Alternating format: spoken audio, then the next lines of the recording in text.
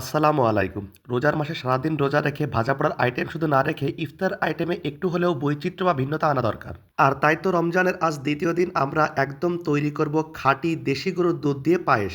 বর্তমানে দেশি জিনিসের যে আকাশচুম্বী চাহিদা, কিন্তু আলহামদুলিল্লাহ গ্রামে থাকার সুবাদে আমাদের প্রতিটি জিনিসই বলতে গেলে প্রায় দেশি। দেশি মুরগি, দেশি হাঁস, দেশি গরুর দুধ। আর সত্যি কথা বলতে যদি আপনি তুলনা করেন তাহলে দেশি গরুর দুধ আর যেটাকে আমরা জার্সি গরু বলি গ্রামের ভাষায়, এই গরুর দুধ কখনোই একরকম হবে না। দেশি গরুর দুধে আলাদা একটা স্বাদ থাকে। আমরা সকাল সকাল গায়ে দোয়া দুধটা সংগ্রহ করলাম। গায়ে দোয়ানো মানে হচ্ছে গরুর থেকে দুধ সংগ্রহ করাকে আমাদের স্থানীয় ভাষায় গায়ে দোয়ানো বলে।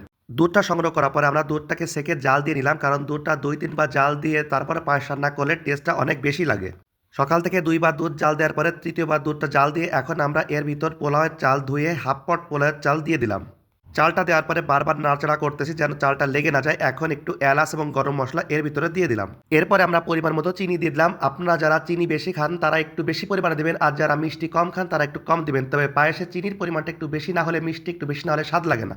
এরপর আমরা কিছু চীনাবাদাম ভেজে নিয়ে উপরে যে লাল খোসা থাকে সেটাকে ছাড়িয়ে দিয়ে এর ভিতরে দিয়ে দিলাম। পায়েসের স্বাদটাকে বৃদ্ধি করার জন্য আমরা এর ভিতরে কিছু দিয়ে দিলাম কিশমিশ। এবং সর্বশেষ আমরা এর ভিতরে হালকা পরিমাণে একটু কেওড়ার জল দিলাম সেন্ট হওয়ার জন্য।